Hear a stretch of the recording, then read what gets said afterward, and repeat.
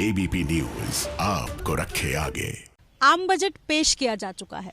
आम बजट में किसके हिस्से क्या आया और क्या कुछ प्राइवेटाइज जिस तरीके से किया गया है, सरकार की तरफ से जो फैसला किया गया है, कितना इत्तेफाक रखते हैं जीतन राम मांझी जो कि हम पार्टी प्रमुख है, मेरे साथ इस वक्त मौजूद है बातचीत करने के लिए। जिस तरीके से एयरपोर्ट, वेयर हाउस, रेलवे, ये सबको निजीकरण करने का फैसला किया गया है, केंद्र सरकार की तरफ से बजट पेश किया है, कितना इत्तेफाक, कितना ताल्लुका?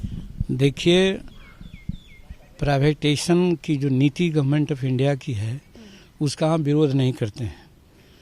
जिससे देश का भला हो, समाज का भला हो, वो काम होना चाहिए। लेकिन schedule caste, schedule tribes, OBC वगैरह के लिए जब कॉन्स्टिट्यूशन का मेन थीम था कि जिसकी जितनी जनसंख्या भारी मिले उसको उतनी हिस्सेदारी, तो हिस्सेदारी की हम मांग करते हैं। अब अभी प्राइवेट सेक्टर में आरक्षण नहीं है, तो इसका मतलब है कि लोग वही कहेंगे कि जो योग्य है वो प्राइवेट में जाएगा। तो प्राइवेट में जो रिजर्वेशन क्षेत्र के लोग हैं एको योग्य नहीं मिलेगा, आज देखा जाता है प्राय यही। इसीलिए हम इस बजट को स्वागत करते हैं। प्रगतिशील बजट है, देश का विकास होगा। आप ठीक है कहा, तो स्वास्थ्य क्षेत्रों में साहब 127% बढ़ोतरी हुई है और उसके अलावा और बहुत सही में काम किया। किसानों की आमदनी दुगनी करने का टारगेट किया गया है, एमएसपी बढ़ाने की बात की गई है। ये सारा स्वागत योग्य है, इससे देश बढ़ेगा।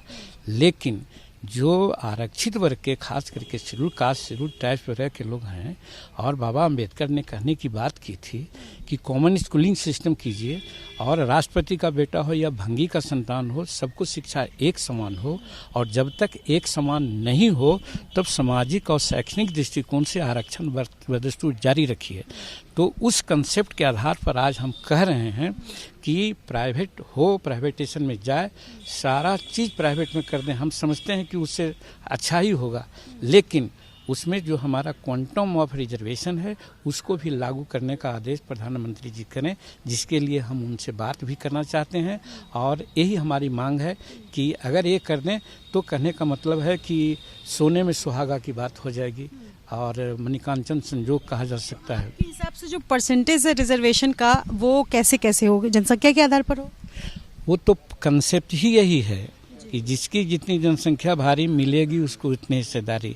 तो हमारी जनसंख्या 70-75 से 80% तक है, उतनी भागीदारी तो मिल नहीं रही थी। लेकिन उसके बावजूद भी जो भागीदारी हमारी मिल रही है उतना तो कम से कम निजी क्षेत्र में मिल जाए। यानी शेड्यूल कास्ट के लिए 16%, शेड्यूल ट्राइब्स के लिए 8%, अति पिछड़ा वगैरह सब के लिए 27%, ये तो कम से कम मिल जाना चाहिए। इतने पर हम लोग संतोष करेंगे। लेकिन निजी क्षेत्र में इसका कोई प्रोविज़न नहीं है, और ऐसा न होने से कम शेड्यूल कास्ट और शेड्यूल ट्राइब्स और अति पिछड़ा को तो बहुत गहरा आघात लगेगा। 75 वर्ष से ज़्यादा जिनकी उम्र है, जो बुजुर्ग हैं, उनको टैक्स नहीं देना पड़ेगा।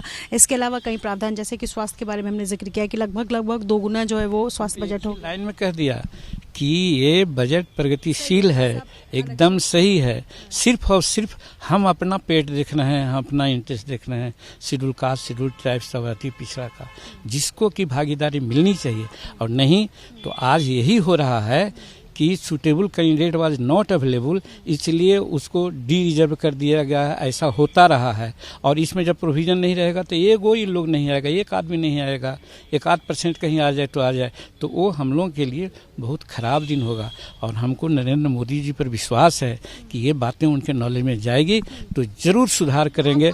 और इसकी मांग करेंगे, आपके माध्यम से मांग करिए रहे हैं कि भाई इसमें आरक्षण दें, तभी हम समझते हैं कि समाज को भला होगा, उस समाज को जो आरक्षित वर्ग के है। चलिए, शुक्रिया बातचीत करने के लिए। तो जो बजट पेश किया गया उससे आपत्ति नहीं है जीतन राम मांझी को, लेकिन जो वो उम्मीद कर रहे थे कि आरक्षण प्राइवेट सेक्टर में मिले ताकि जो शोषित और वंचित वर्ग है उनको कहीं ना कहीं बढ़ावा मिले, और इसको लेकर के वो पीएम मोदी से भी मांग करेंगे। अपने सहयोगी विशाल राय के साथ निरीश्री, एबीपी न्यूज़, पटना।